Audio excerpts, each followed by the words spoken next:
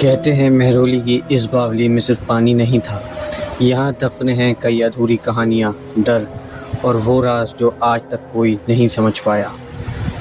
करीब 500 साल पहले सन 1506 के आसपास जब दिल्ली पर लोधी सल्तनत का राज था, तब इस बावली को बनवाया था दौलत खान लोधी ने। उस दौर में बावलियाँ सिर्फ पानी जमा करने की जगह नहीं होती थी, ये यात्रियों के रुकने की जगह होती थी। थके हुए लोग यहाँ आराम करते, नमाज पढ़ते, बातें करते। लेकिन राजों की बावली नाम सुनकर लोग अक्सर सोचते हैं कि इसका रिश्ता राजाओं से होगा। असल में ऐसा नहीं है। राजो शब्द आया था राजमिस्त्री यानी मजदूरों और कारीगरों से। कहा जाता है कि इस बावली का इस्तेमाल ज़्यादातर वही लोग करते थे जो पत्थर तराशते थे, इस्तेमाल करते थे। लेकिन समय के साथ साथ इस जगह का नाम सिर्फ इतिहास में नहीं, डर में भी दर्ज हो गया। कहते हैं जैसे जैसे शाम ढलती है, इस बावली का माहौल बदलने लगता है। ऊपर पेड़ों पर बैठे परिंदे अचानक चुप हो जाते हैं, हवा भारी लगने लगती है और नीचे जाती हुई सीढ़ियाँ ऐसा एहसास कराती हैं जैसे वो तुम्हें अपने अंदर खींच रही हो। लोग बताते हैं कि यहाँ आने वाले कई लोगों को ऐसा महसूस हुआ है जैसे कोई उन्हें घूर रहा हो। सबसे डरावनी बात, इस बावली का पानी। पुराने समय में लोग कहते थे जो भी लंबे समय उस पानी में अपनी परछाई देखता, उसे अजीब चीज़ें दिखाई देने लगती थी। कुछ लोग कहते थे उस पानी में अपना चेहरा नहीं, किसी और का चेहरा दिखाई देता था।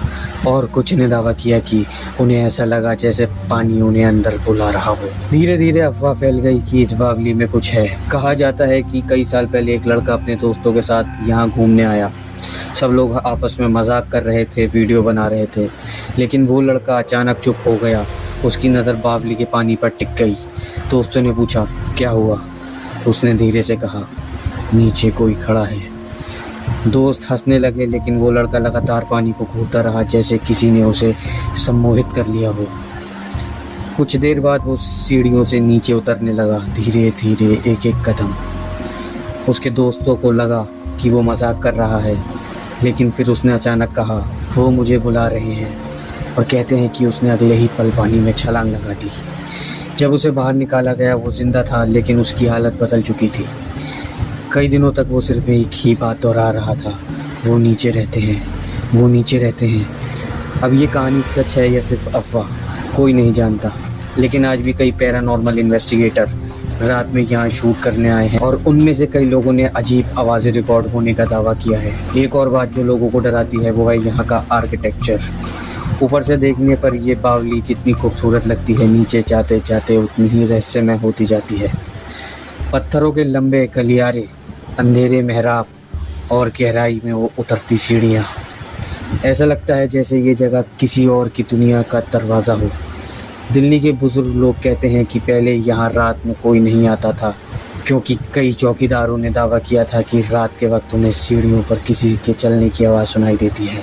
कुछ लोगों ने सफ़ेद कपड़ों में एक परछाई देखने की बात का भी दावा किया। कई बार लोगों के कैमरे और फ़ोन अचानक यहाँ बंद हो जाते हैं।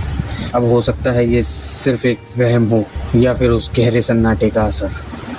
लेकिन जब आप खुद उस बावली के सामने खड़े होते हो और नीचे उतरती हुई उन अंधेरी सीढ़ियों को देखते हो, तो दिल खुद कहता है यहाँ कुछ तो है। दिन में यहाँ कई सारे लोग आते हैं और फ़ोटो खिंचाते हैं, लेकिन जैसे ही सूरज ढलता है माहौल बदलने लगता है। और शायद यही वजह है कि राजों की बावली आज भी दिल्ली की सबसे हॉन्टेड जगहों में गिनी जाती है, क्योंकि कुछ जगह सिर्फ पत्थरों से नहीं बनती, उनमें दफन होती हैं कहानियाँ, डर, वो राज जो वक्त कभी पूरी तरह मिटा नहीं पाता। तो आप मुझे कमेंट में बताइए कि आप कभी राजों की बावली आए हैं।